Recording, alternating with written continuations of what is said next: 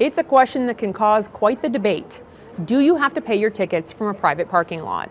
If you bring that up at the next party you go to, generally there'll be two groups, those that pay and those that don't. Lauren Walter was part of the latter group. She had a job where there was no employee parking, so she made the decision to park in the private lot across the street and to not pay. I was a summer student, I was in university, that's like more than I was being paid an hour.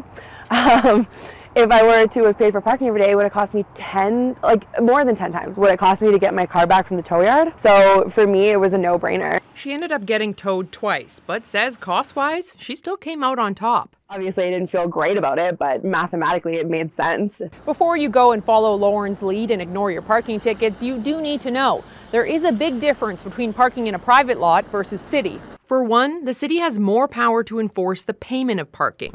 In 2023, Edmonton City enforcement officers handed out 100,000 tickets to unlucky drivers.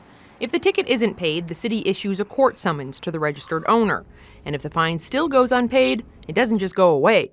The next time the owner goes to register their vehicle, it's on file waiting for them. Universities often have their own rules as well. The University of Alberta has the power to tow vehicles, and if you're a student, they can withhold your transcripts and diplomas. But when it comes to privately owned lots like InPark and Indigo, well... Private parking, they don't have those same powers.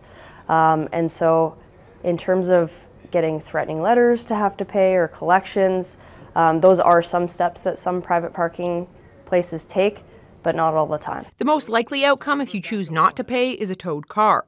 As for an impact on your credit score, certain things are allowed to automatically go on your credit, like utility bills, anything where you're extending credit.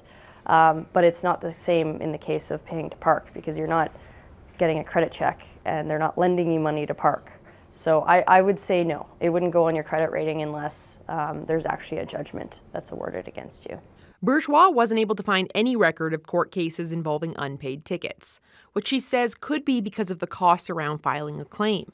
Basically, it costs companies more to take you to court than they'd get from the ticket. But she did say that collections agencies can't pursue you for debts that are more than 2 years old.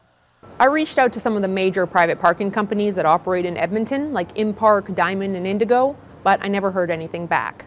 So what do we know? Well, if you want to avoid all of this, you could just pay for parking and avoid these tickets. But if you do like a little bit of a gamble, worst case scenario, you get towed. But how you want to proceed is up to you. Emily Fitzpatrick, CBC News, Edmonton.